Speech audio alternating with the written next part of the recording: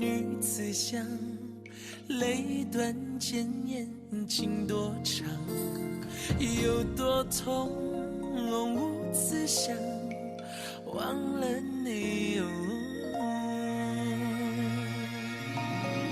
孤单魂随风荡，谁去逍遥痴情郎？这红尘的战场，千军万马，有谁能称王？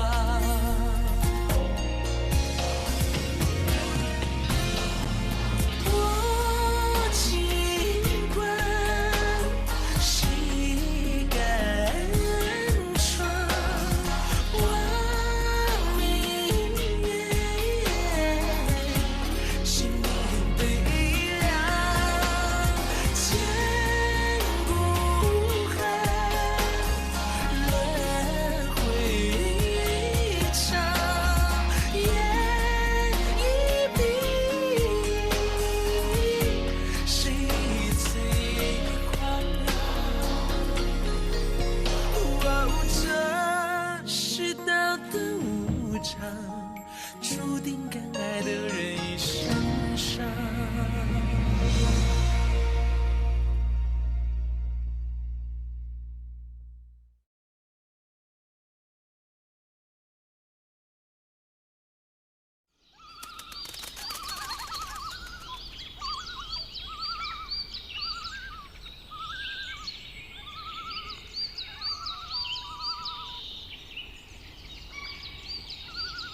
今天是庚申日，黄历百事不宜。也就是说，对于绝大多数人而言，今天不是一个好日子，最好什么事都别做。不过，对于我来说，却正好相反，因为我是一个杀手。今天，我要去杀一个人。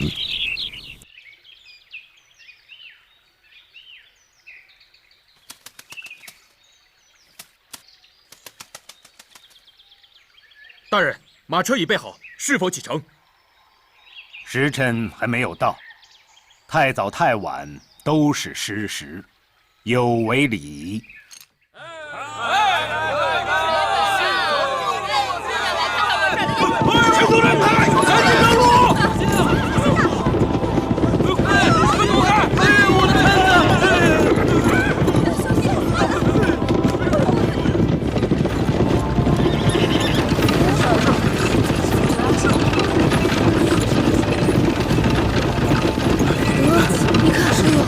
这些蜀国军队为了护送一个箱子，竟然这样对待我们。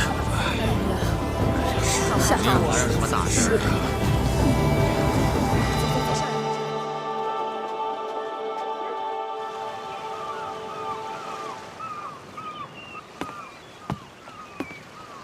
小直呢？出去调查情报了。这家伙闲不住。小直的伤还没有完全好，是张良先生的安排。嬴政东巡在即，阴阳家和罗网齐聚桑海，一张无形的网已经张开，而庖丁却在此时失踪，一定有蹊跷。张良先生还传来消息，隐秘卫已经来到了桑海，让我们特别留意。嬴政一向非常谨慎。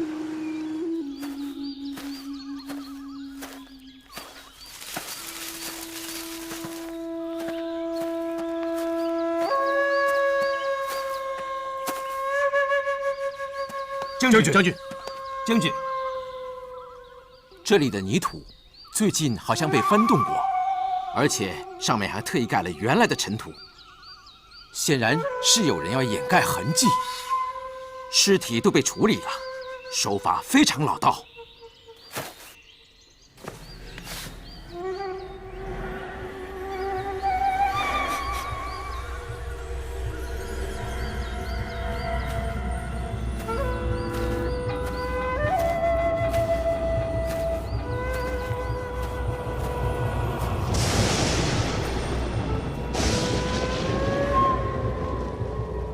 看来每个人都很焦虑。一个人紧张的时候，喉咙就会变得特别的干燥，会不停地喝水。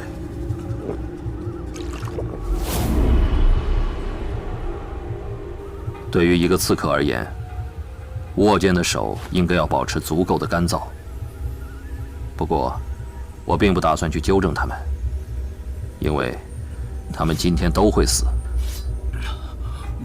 再好的习惯，也只对活着的人才有用。无论从哪个角度看，这次的刺杀都是一桩不可能完成的任务。幸好我们有一个计划，这是一个准备了很长时间的计划，让不可能变成了可能。执行任务，时间必须非常精准，这是成败的关键。时辰到了。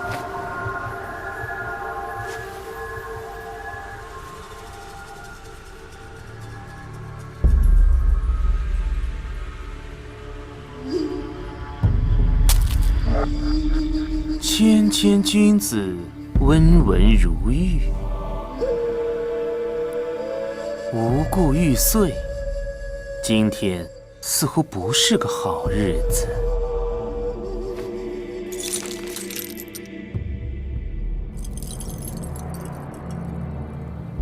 你们去吧。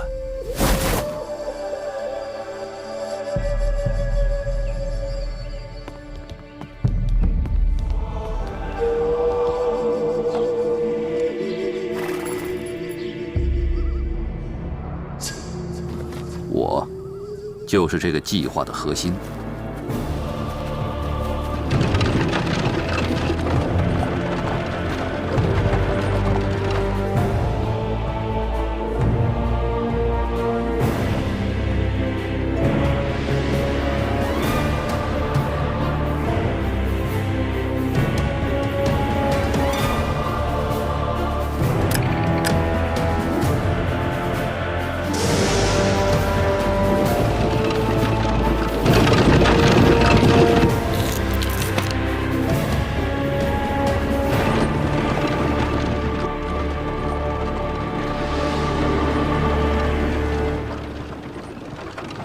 这次任务能顺利完成，我就该升任地级了。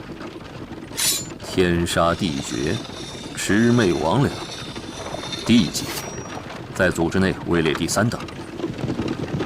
这里将是富贵的起点，还是地狱的入口？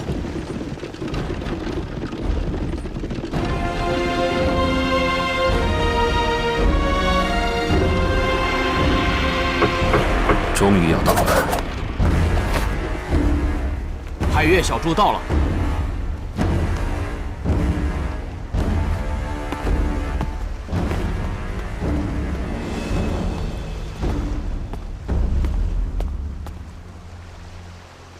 海月小猪，果然好大气派。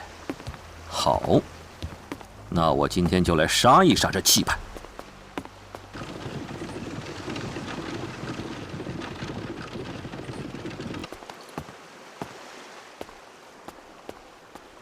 大人，我等奉命在此等候多时。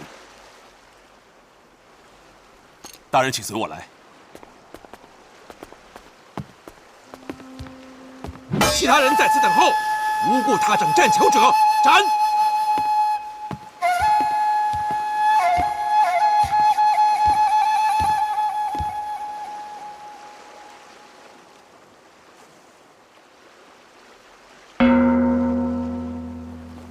启禀公子，相国李斯大人到。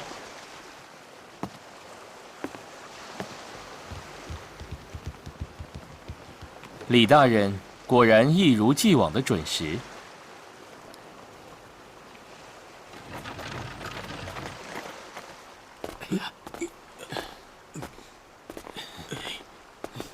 哎呀，怎么还没到啊？来了来了，师傅，食材到了。师傅做菜，大家回避。虽然是独门绝技，也不用像防贼一样的吧？真想能够偷学几招。算了吧你，这可是师傅招待扶苏公子的佳肴，就你们能学得了？海月小筑景致极佳，齐鲁闻名。但这里最值得一提的，却还不是这海天一色的美景，而是一道名菜，不知李大人可有耳闻？沧海映太岳，鱼翅烹熊掌。这本就是齐鲁名菜，但是海月小筑的用料却是最为考究。哦，常人一般以鱼翅为首选，而海月小筑的鱼翅却必须是沧海礁鲨的精选钩翅，色则是黄金白银，天青中最上品的金翅，全鳍无骨，成数最佳，是极为难得。熊掌乃山野八珍之首，极其滋补。海月小筑从燕赵极北的长白雪山上选取半月之纹的黑熊，视为最佳之选。父皇常言，相国大人是活春秋，长顾疾风，果不其然。今日特请李大人，正是品鉴此佳肴绝品。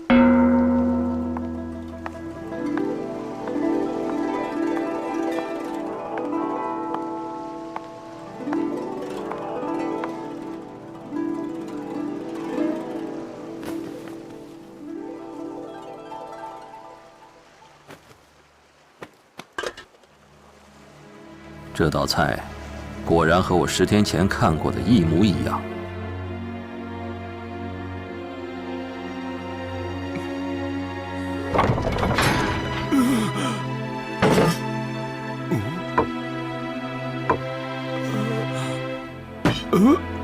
庖丁，你的厨艺冠绝天下，不但解牛刀法出神入化，而且还有一门绝技。听说无论什么样的菜肴，你只要尝过一次，不管它的配料如何复杂，你都有本事把它一模一样的再做出来。你先漱漱口，我要你完完全全的品味这道菜。希望这个传说是真的，否则，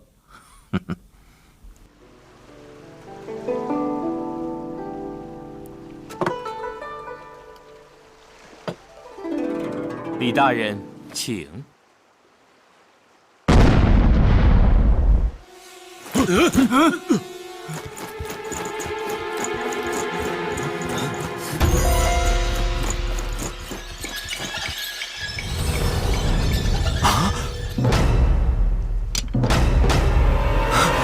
公子小心！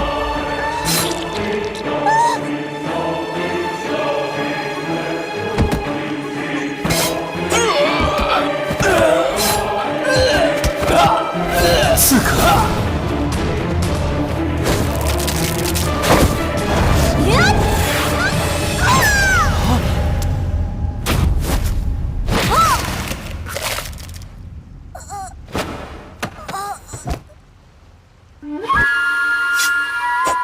隐秘卫，情报没有错，隐秘卫果然如影随形。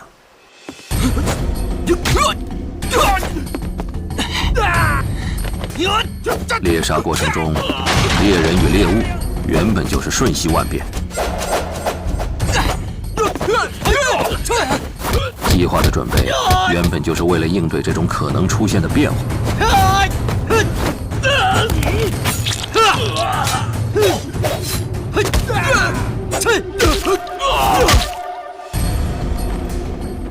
这些都是新人，这是他们的第一次任务。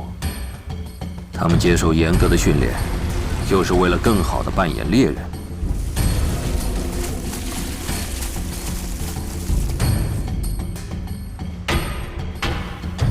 不过实际上，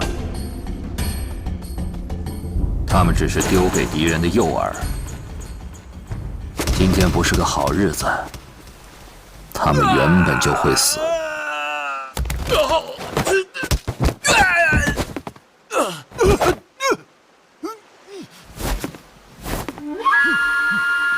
幸好他们及时出手，前面的一切都只是烟幕，这才是这次行动的绝杀。公子，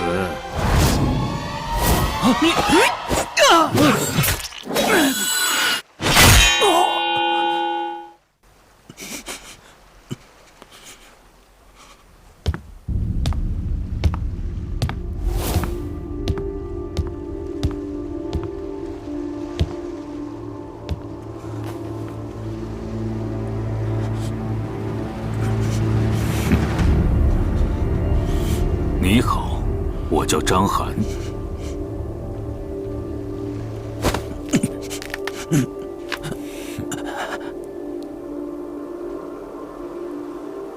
像你这样严格训练的刺客，让你开口显然是很难的一件事。不过，我恰巧是一个很有耐心的人。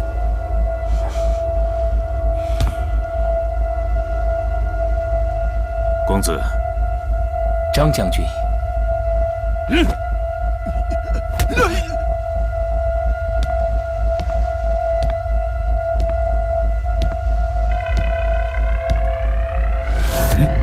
有杀气，小心！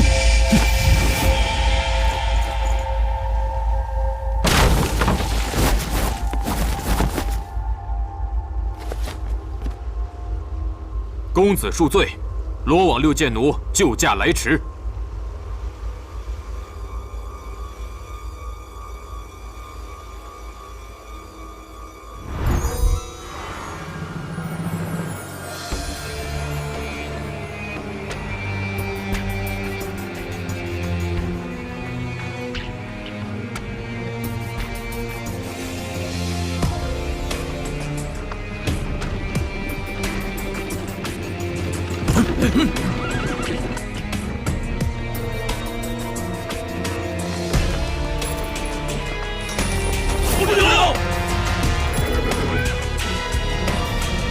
不得无礼，退下！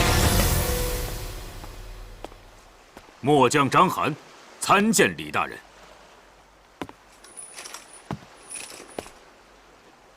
隐秘卫部队亲自出动，张将军，这里发生了何事？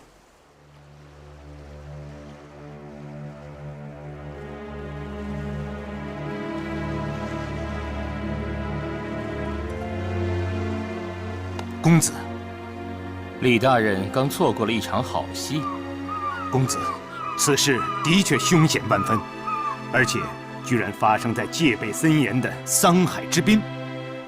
幸好隐秘卫及早得到情报，张将军心细如丝，早已窥破刺杀阴谋。只是，大胆张涵，你既然已经掌握险情，怎么敢拿公子的安危当作诱敌之饵？大人责备的是，李大人错怪张将军了。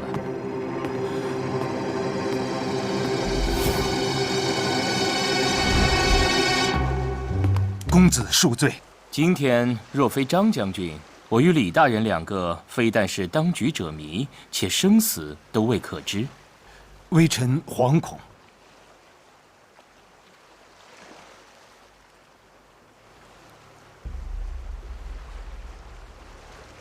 有一件事理思不明，那个刺客竟然敢假冒我前来赴宴，难道不怕被我撞见，行迹败露？在他们整个计划中，这一点正是最为有趣之处。此话怎讲？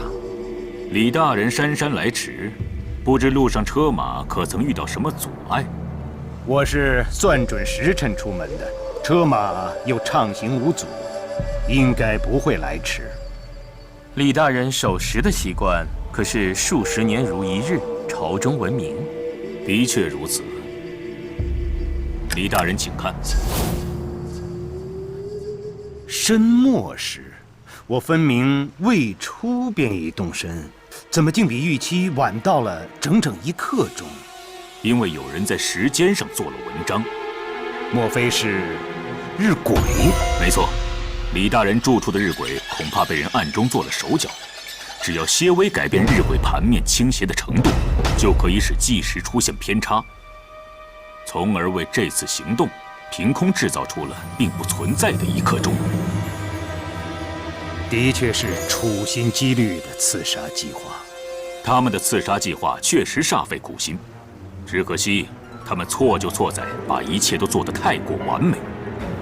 哦，早在1个月前，公子决定宴请大人的时候，海月小筑的每一个人、每一件事，就已经在影秘卫的密切监视之下。不久，我听到有客人夸奖这里的菜色，味道突然变好了。厨子的技艺日渐精湛，有什么可疑的地方？原本这也稀松平常，但是在这1个月里，海月小筑中有那么4个人，日常起居、待人接物，都循规蹈矩的让人无可挑剔。这难道也不寻常？不是不寻常，而是太过正常。正常的完全不犯错误，是不是也显得很不正常啊？无心之失在所难免，滴水不漏，岂会无心？大人所言不错，刻意就意味着必有隐藏。很快，我找到了他们一直在掩藏的东西。他们的确很小心，不仅杀了人，还销毁了尸体。可惜，这4具被销毁的尸体，才是真正的厨子和仆役。身形皆吻合，却独缺头颅，因为他们需要这些人头来制作人皮面具。父皇东巡在即，蜃楼亦将起航，在这种时候却还发生此等刺杀，必须即刻彻查此案。末将遵命。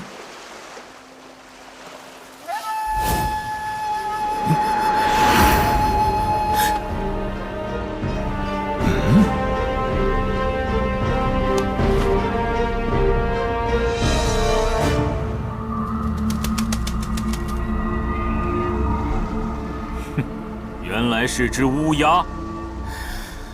唉。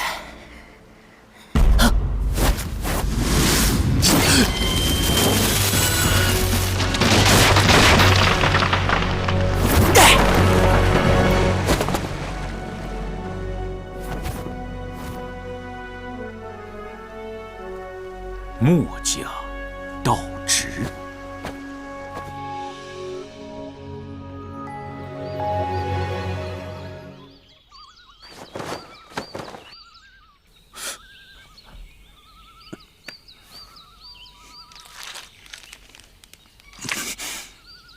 可惜了，我们花了这么多年，才找到一个酷似李斯的人，得到这张面具。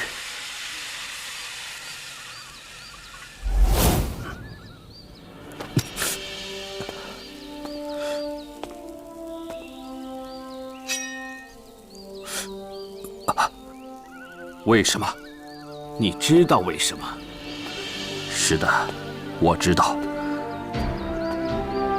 所以，无论如何，你都不肯放过我。明白了。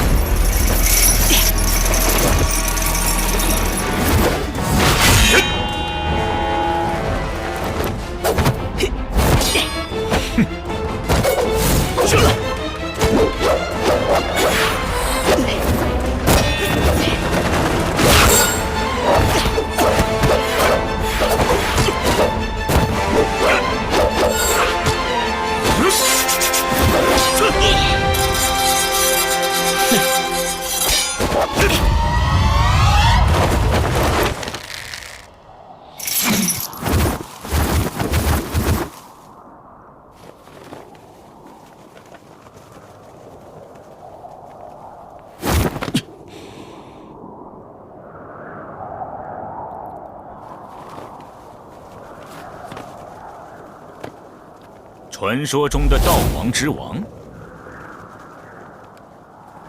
道直，墨家的叛逆分子。不错，我是墨家的，个性有点小叛逆。你知道自己正在被通缉吗？被通缉很久了，有点开始习惯了。我就是专门来捉拿像你这样的通缉犯的。哎呦，你来的不巧啊！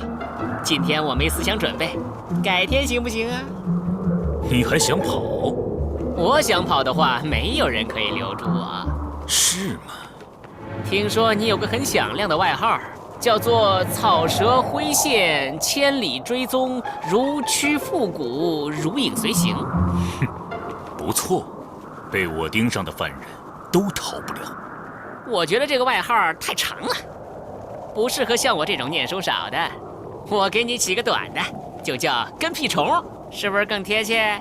你速度再快，也无法逃离自己的影子。我就是这样的影子。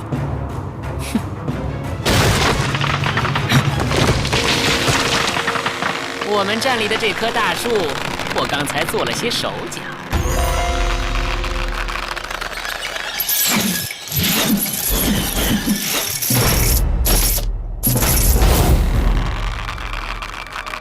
如何？真不巧，我们脚下的这棵树枝，我也动了一下。将军，将军！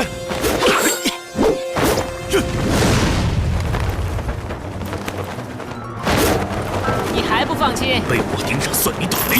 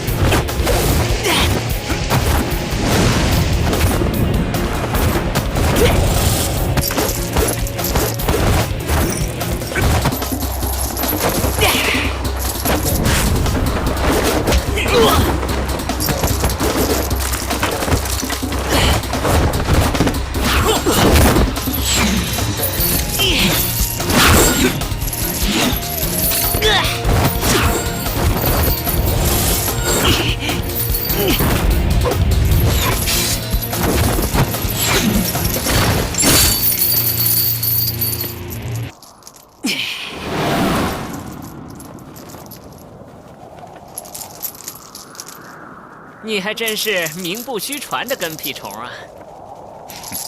事情都有好的一面。从现在起，你可以从通缉名单上消失了。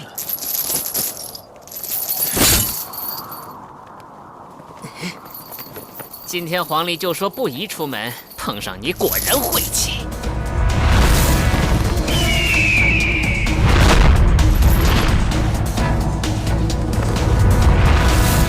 刘少，将他带回去。这个人是有名的贼骨头，一定要小心看管。是，将军。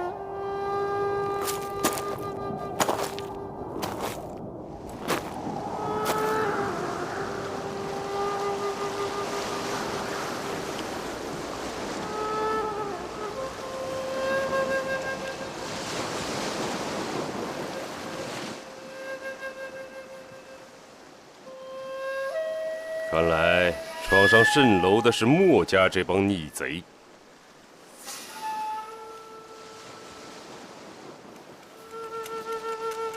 以这架白虎可以承载的重量，应该不会超过2个成年人，或者3个少年人。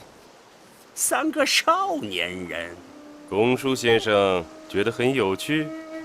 相比之下，我对这架白虎更感兴趣。之前从来没有见过这样的墨家机关，我相信这其中一定有很多奥妙值得研究啊！蜃楼之上守护着诸多重要秘宝，不可有失。云中君还是尽快找到这些入侵者吧。月神大人说的是，我已经派出武士们搜寻。我的天哪，从来没见过这么大的树啊！哎呀，怕得我累死了。哎呀，这是什么树啊？这叫扶桑神木。哦，扶桑神木，那不是神话中的树吗？说是在远古时代，太阳之神栖息的地方。你知道？我们楚国巫乐中，《九歌·东君》里唱道：“吞江出西东方，照无间隙扶桑。”传说是连接神界、人界、冥界的大门。上面还有3足金乌飞翔，能够引导人跨越3界，实现心愿。3足金乌，是什么东西啊？就是3只脚的乌鸦。哦，还有3只脚的乌鸦。那是神话传说中的神鸟，从来没有人见过。既然没人见过，又怎么会编到歌里面呢？这我就不知道了，也许有古人见过。石兰，你听说过吗？没有。也不知道他们从哪里弄来这样一棵奇特的树，居然还种在船上。这棵树原来是长在蜀山的。是吗？是吗？就是在你家乡？是的，被他们给抢走了。他们要这棵树做什么呢？开启通往3界之门。那不是神话吗？在蜀山，大家都相信这个传说，而且据说在神木的下方还有神龙守护。神龙？这个你也相信？我相信。哦。嘿嘿。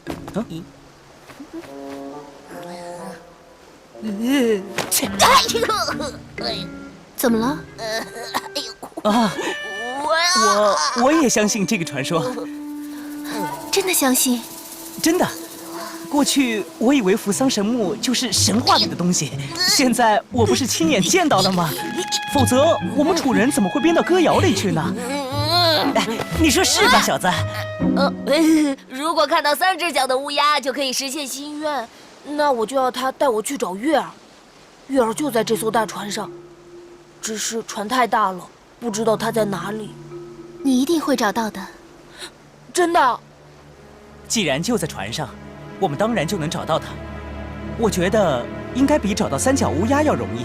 我从来没见过3脚乌鸦。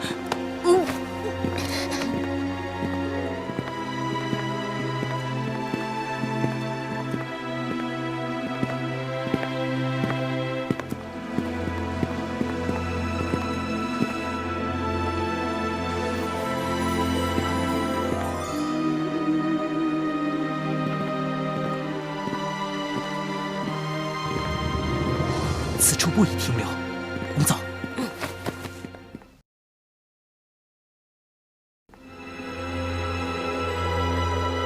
章邯将军已将墨家叛逆分子盗职，成功捉拿。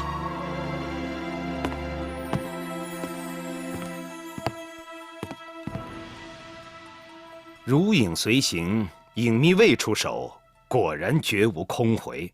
李大人，你怎么看？这次海月小筑的刺杀行动，行动号令分工明确，可见其处心积虑，计划周密，绝非普通宵小之辈所为。墨家叛逆分子亦在海月小筑周围出现，只不过……什么？从皇帝统一天下开始，墨家就一直是帝国霸业的阻碍。只是墨家始终主张非攻，擅长防御，此类刺杀行动似乎并非他们的风格。进攻原本就是最好的防御。张将军捉拿叛逆，劳苦功高，末将职责所在，不敢言功。将军认为本次刺杀是墨家所为，在擒拿道直的过程中，还出现了流沙的行踪。流沙？流沙白凤正好在事发地出现，相信绝非偶然。他们原本就是职业暗杀团，这样一来就说得通了。流沙从来都不是真心效忠帝国，只是因为一个短暂的共同利益，为我所用而已。看来流沙已经倒戈相向，只是机关城因流沙而毁，墨家巨子因伪装而亡，此仇不共戴天，墨家与流沙怎么可能？什么？小侄被抓了？怎么可能？是他技不如人，怪不得别人。你们原本共同行动，分明是你见死不救，需要别人出手相救，不正说明他太弱了？墨家绝不会扔下伙伴，一向是同进共退，同生共死。嘿嘿，照你们这样，同生不太可能，共死倒是有希望。混账！我杀了你！滚开！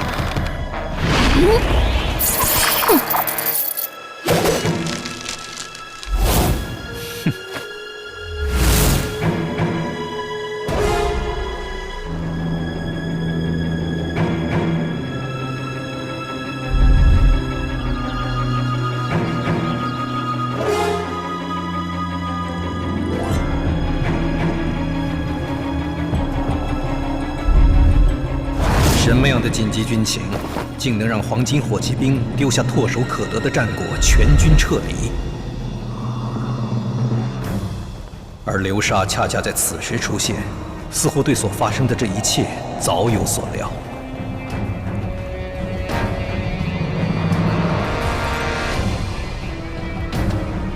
你已经得到了你想要的战争。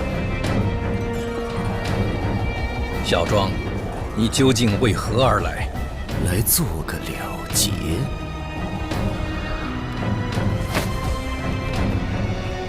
糟糕，流沙果然想要落井下石。我们所有人都中了阴阳家的尸神咒蛊。葛聂刚才一剑击退星魂，是利用星魂傲慢轻敌的弱点，但恐怕已将仅剩的内力消耗殆尽。现在的我们根本无法与流沙抗衡。莫非墨家真的要就此覆灭？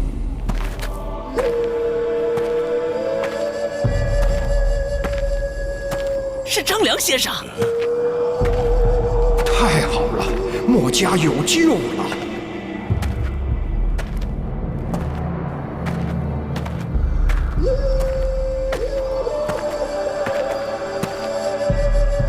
今晚各位的决定，也将影响整个天下的命运。这么重要的时刻，你却来迟了，子房。什么？张良与流沙同出韩国，素有渊源。莫非他？张良，你居然与流沙暗中勾结，亏我们还这么信任你！这是墨家与流沙的恩怨，子房先生如果还当墨家是朋友，就算不帮忙，也请置身事外，不要插手。我不是来看人打架的，况且以墨家现状，与流沙一战并没有胜算。那又怎样？就算不能全身而退，也要拉他们一起同归于尽。好大的口气！你可以试试。魏庄没有帮手星魂，他的旁观反而给星魂造成威慑，让他不敢轻举妄动。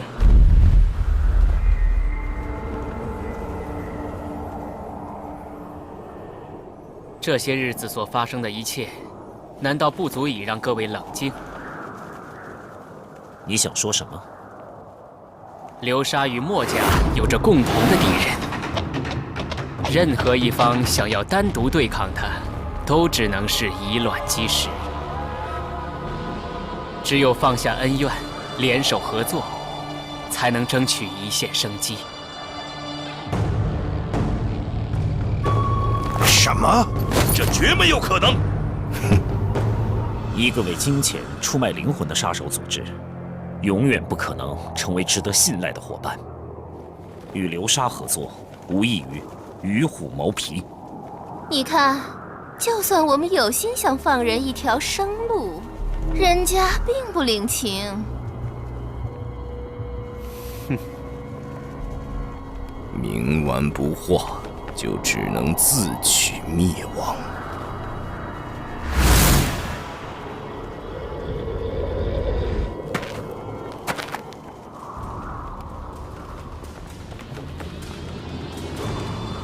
如果流沙要对墨家不利，我会与墨家并肩战斗到底。就算多你一个，也不会有任何帮助，而你却会付出昂贵的代价，哪怕付出生命，在所不惜。这不是一个聪明人应该做的选择。替嬴政消灭墨家，对流沙而言，难道是一个聪明的选择？我们中有人来自韩国，有人来自燕国，也有人来自魏国、赵国、楚国。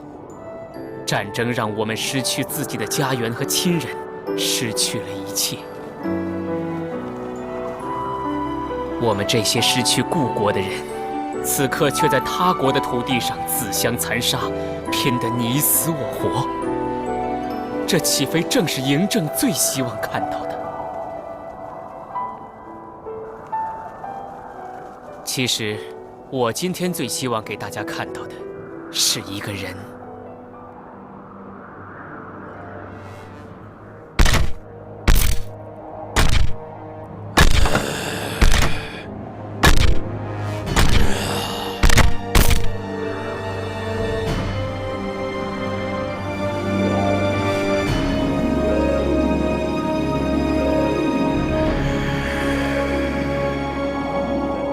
无双，请大家留意他的肩头上写的是什么？居然写的是天明！那段时间，天明一直缠着我教他机关术，原来是为了修复机关无双。面对曾经要置他于死命的敌人，天明却能够平等的对待，还几乎用生命去保护他、治疗他。身为墨家巨子的天明，是否也用自己的行为在传承上一代巨子的侠义和兼爱？上一代巨子燕丹曾经选择让流沙离开机关城，而新任巨子又救护了机关无双，这是流沙欠墨家的两笔人情。如果各位还不能放下恩怨，岂非见识胸怀还不如天明这样12岁的少年？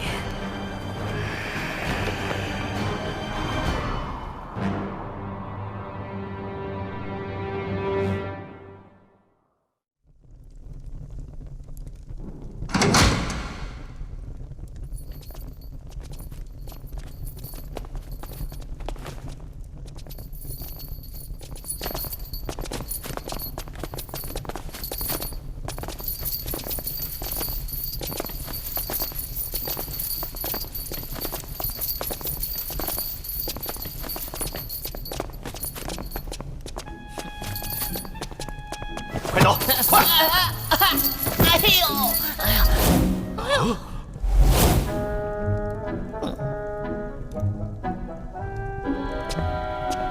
起来，快起来！快！我可是非常重要的犯人，你们可不能亏待我。今天晚上的菜谱是什么呀？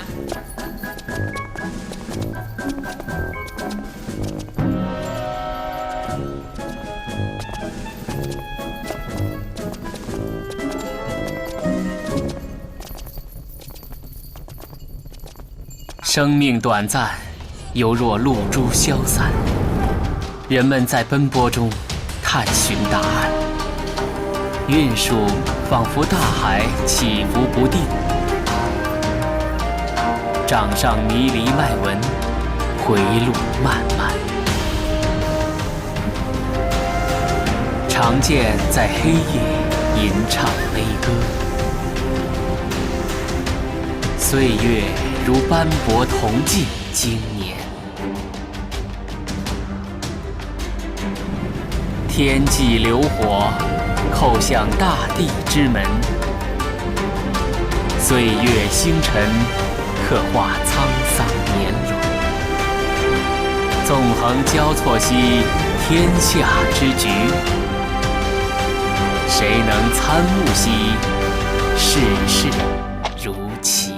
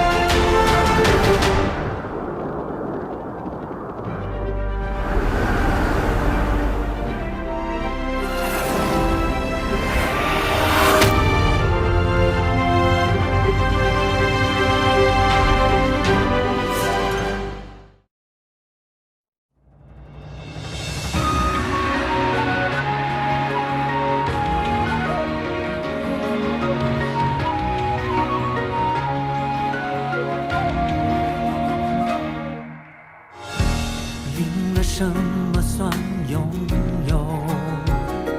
坦白总会输给了沉默。